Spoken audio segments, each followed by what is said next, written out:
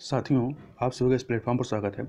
यहाँ पर हम लोग बिहार पुलिस ड्राइवर रिक्रूटमेंट 2019 के तहत जो बिहार पुलिस, बिहार सैन्य पुलिस एवं पुलिस के अन्य इकाइयों में चालक सिपाही के पद के लिए कुल 1722 पदों के लिए आवेदन मांगे गए थे या भर्ती निकाली गई थी, उसके संदर्भ में यहाँ पर हम लोग बात करेंगे। तो सबसे पहले हम लोग देख लेते हैं कि कितने पद थे। तो पहले पदों की बात करें तो कुल आपके 1722 पदों के लिए आवेदन मांगे गए थे, जिसकी में जो प्रारंभिक परीक्षा वो आज के दिन था 3 जनवरी 2021 को संपन्न हुई है। इस 1722 पदों में यदि देखें कैटेगरी वाइज तो अनरिजर्व कैटेगरी में आपके 736 पद थे। वहीं EWS में जो है आपके 169 पद और बैकवर्ड क्लास BC में आपके 176, EBC में इकोनॉमिकली बैकवर्ड क्लास में 284 पद और वहीं बैकवर्ड क्लास में फीमेल कैटेगरी में आपके स्पेशल 68 पद थे। चूंकि इन्हें बैकवर्ड क्लास फीमेल को कुल पदों में 3% का रिजर्वेशन प्राप्त होता है, तो इसलिए जो फीमेल कैटेगरी की है उसकी मेरिट वो अन्य कैटेगरियों से काफ़ी कम जाने की पूरी उम्मीद है और संभावना है। वहीं SC कैटेगरी में यदि देखें तो इसमें 266 पद थे और ST कैटेगरी में कुल 23 पद ही थे। तो ये तो था पदों का विवरण।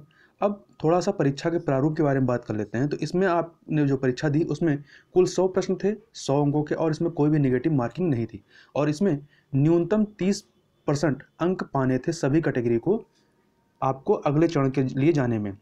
तो ये परीक्षा जो कुल 3 चरणों में होनी थी। पहली आपकी जो प्रारंभिक परीक्षा आज के दिन दिया है, इसके बाद आपका शारीरिक दक्षता होगी। उसके बाद जो अंतिम चरण, तीसरा चरण होगा, जो लोग शारीरिक दक्षता में सफल होंगे, क्वालिफाई होंगे, वो मोटर वाहन दक्षता जांच में सम्मिलित किए जाएंगे। तो प्रारंभिक परीक्षा जो है इसमें आपके कुल 5 गुना जितने पद हैं, मतलब आपके 1722 का 5 गुना लोग शारीरिक दक्षता के लिए क्वालिफाई कराए जाएंगे। और यहाँ याद रखिएगा, लिखित परीक्षा जो है वो अंतिम मेधा सूची का आधार नहीं होगी। ये जो लिखित परीक्षा केवल शारीरिक दक्षता के लिए अहरक अर्थात क्वालिफाइंग होगी, और इसमें जो सफल लोग होंगे मतलब शारीरिक दक्षता में, उन लोगों को मोटर वाहन दक्षता जांच में सम्मिलित होने का अवसर दिया जाएगा। और जो मोटर वाहन दक्षता जांच का जो अधिकतम अंक है वो 100 अंक अवधारित होगा। इसी के आधार पर बाद में मेरिट बनेगी। ये तो था कि किस प्रकार से पेपर होगा आपका। अब थोड़ा सा पेपर देख लेते हैं किस प्रकार से प्रश्न पूछे गए थे, जिससे आपको पता चलेगा कि पेपर का स्तर कैसा था। सबसे पहले आपको यह पता होना चाहिए कि इसमें जो क्वालिफिकेशन थी 10+2 मतलब इंटर पास मांगा था, तो उसी हिसाब से पेपर भी सेट किया जाएगा।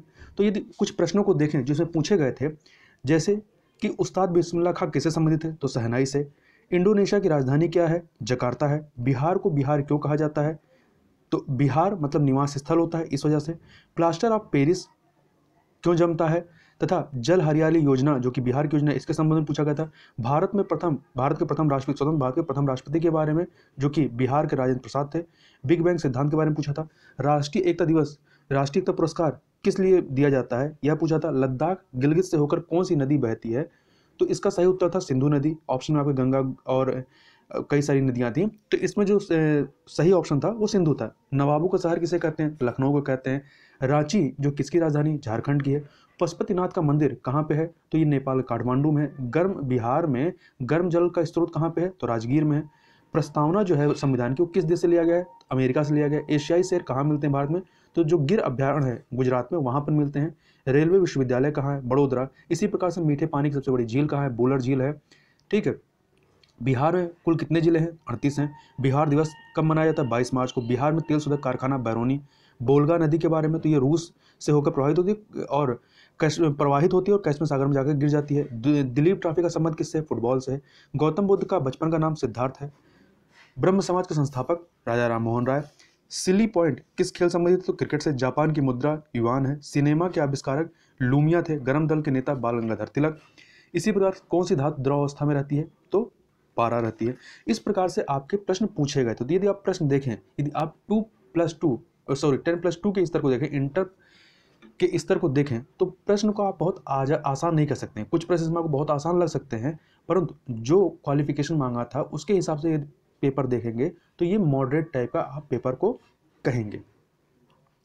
अब ये हो गया पेपर, किस प्रकार से प्रश्न पूछे गए थे। अब देख लेते हैं कि कट ऑफ कितनी जाएगी। तो अब कट ऑफ की चर्चा कर लेते हैं। तो इसमें आपका अनरिजर्व कैटेगरी में कितनी जाएगी? अनरिजर्व कैटेगरी में मेरा जो अनुमान है वो 73 ±2 जिसके भी हैं वो सारी दक्षता के लिए जाएगा। वहीं यदि EWS कैटेगरी में देखें, EWS कैटेगरी में देखें तो 68 ±2, और वहीं BC कैटेगरी में देखें, BC कैटेगरी बैकवर्ड क्लास में तो 69 ±2, और EBC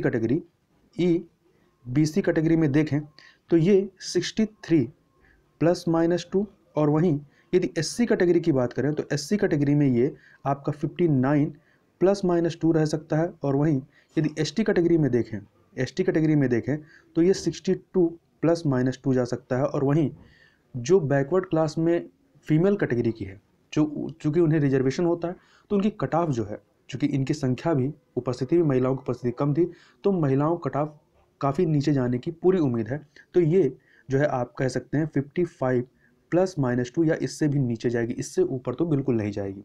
तो ये जो है एक अनुमानित कट ऑफ है जितनी जा सकती है, मतलब इतना यदि आपका आ रहा है तो आप अगले चरण अर्थात शारीरिक दक्षता के लिए क्वालिफाई कर जाएंगे। तो इस वीडियो में बस इतना ही, मिलते हैं नेक्स्ट वीडियो में, तब तक के लिए बहुत बहुत धन्यवाद।